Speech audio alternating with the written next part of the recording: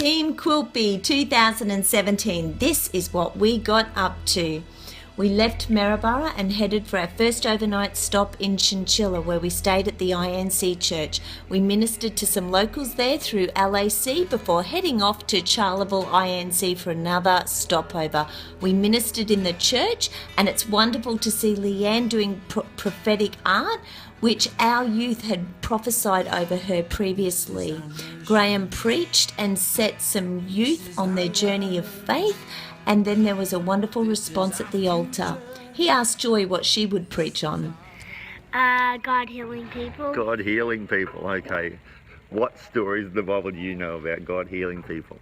Any story? Any story? Can you think of one? Yes. Which one? The man that couldn't walk when the guys pulled him over the house into the house. Into the roof? Yes. Oh, yes. And he got healed by God, didn't he? Yes. That's awesome. And what do you reckon is the best thing about God? That he's a good king. He's a good king, isn't he? He loves you so much. Yes.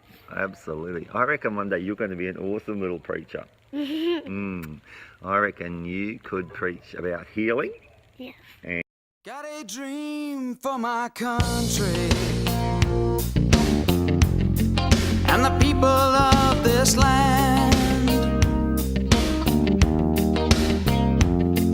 Got a love for Australia, I know you'll understand. I've got a hope for the future, for the black man and the white. All your names were amazing, but after much deliberation and many, many votes, drum roll please, the new machine, as named by a Quilpie kid, is going to be called the Dunkinator! Yeah! Riley named as the Dunkinator. He had the first pick of the word. So Forevermore!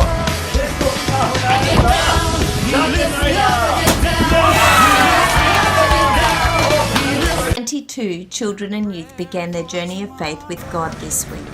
Our trailer made the 2-hour trip from Charleville to Quilpie on the road with very little telephone reception, and as we pulled into Quilpie, the springs snapped, which we're so grateful they happened there and not on the road, which could have been disastrous. We had some great times thanks to some local friends. We went go-karting, climbed mountains, went gem fossicking for opals, we visited the lake, we did all sorts of fun things.